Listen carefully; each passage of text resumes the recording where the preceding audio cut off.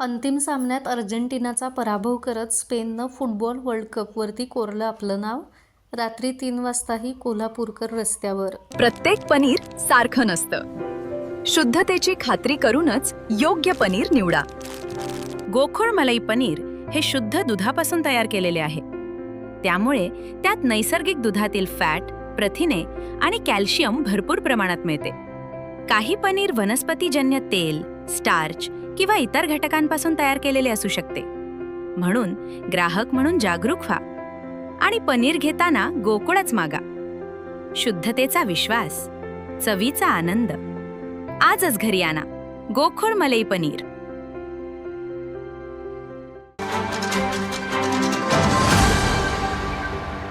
जगभरातील फुटबॉलप्रेमी ज्या अंतिम क्षणाची आतुरतेनं वाट पाहत होते, त्या फिफा वर्ल्ड कप फुटबॉल स्पर्धेच्या अंतिम सामन्याने कोल्हापुरातही अक्षरशः उत्साहाचं वातावरण निर्माण केलं.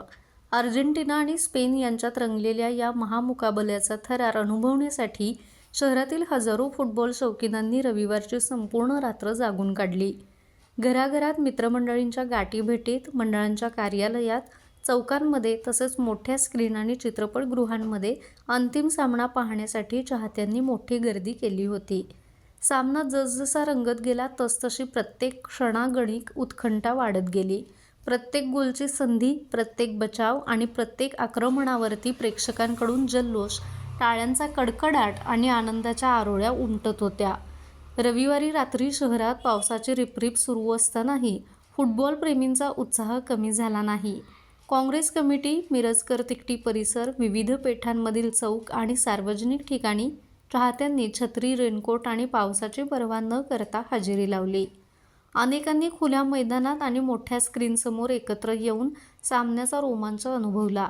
कोलकाता आणि गोवानंतर फुटबॉलची मजबूत परंपरा जपणाऱ्या कोल्हापुरात या स्पर्धेची गेल्या महिनाभरापासून मोठी चर्चा होती.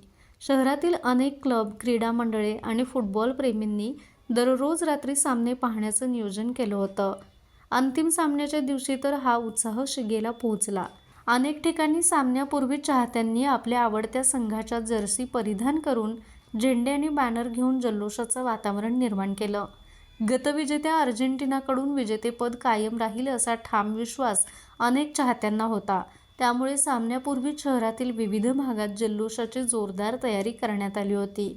अनेकांनी अर्जेंटिनाच्या जर्सी परिधान केल्या होत्या, झेंडे हातात घेतले होते, तर काही ठिकाणी विजय साजरा करण्यासाठी फटाके, ढोल पथकची व्यवस्था करण्यात आली होती.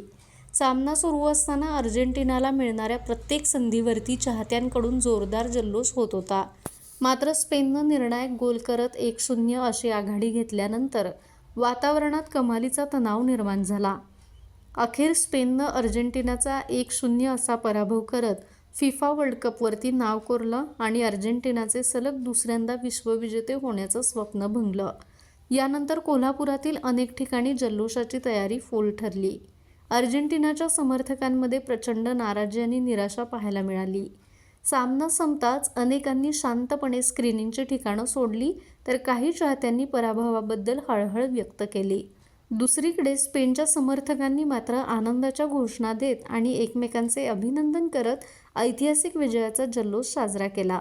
न्यू जर्सी, न्यूयॉर्क येथे झालेल्या या अंतिम सामन्याचा थरार कोल्हापुरातील चाहत्यांनी टीव्ही आणि डिजिटल माध्यमांद्वारे अक्षरशः याची देही याची डोळा अनुभवला. वर्ल्ड कप स्पर्धेचा शेवट झाल्यानं फुटबॉल प्रेमींमध्ये थोडीशी हुरहुरही होती. पुढील 4 वर्ष अशा थरारक स्पर्धेची प्रतीक्षा करावी लागणार असल्याची भावना अनेकांनी व्यक्त केली.